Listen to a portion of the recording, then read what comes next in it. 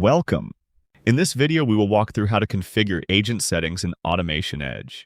Agent settings allow you to define tenant-level defaults that automatically apply to all agents when they're downloaded, so you don't have to configure each agent individually after deployment. Let's get started. To access agent settings, first log into the AutomationEdge server. Once logged in, go to the left-hand menu and click on Agents. Then select Agent Settings from the submenu. The Agent Settings page is now open.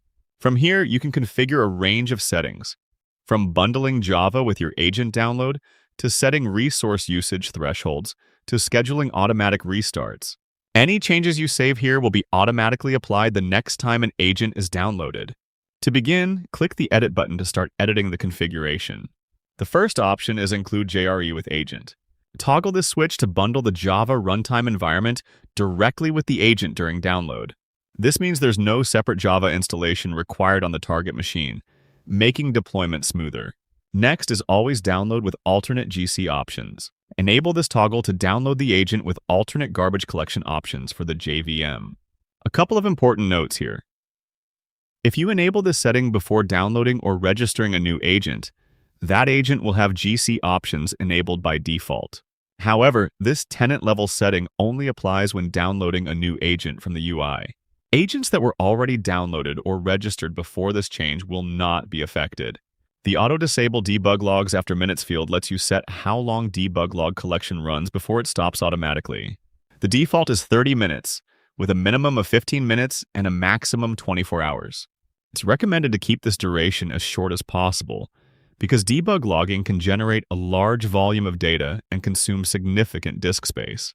Also note, this tenant-level setting will override any individual setting made at the agent level in the Edit Agent dialog. Pro tip, you can also configure logging level directly in the agent properties file.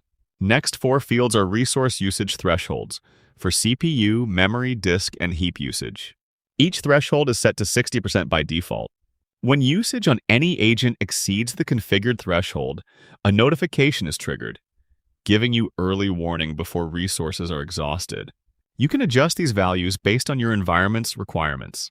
Next, we have Enable Agent Restart. Toggle this on to allow automatic agent restarts on a schedule.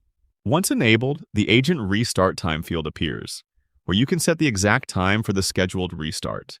Please note, the Agent Restart feature is not supported on Linux-based operating systems. You can configure this at the tenant level here, or on individual agents through the Agent List menu.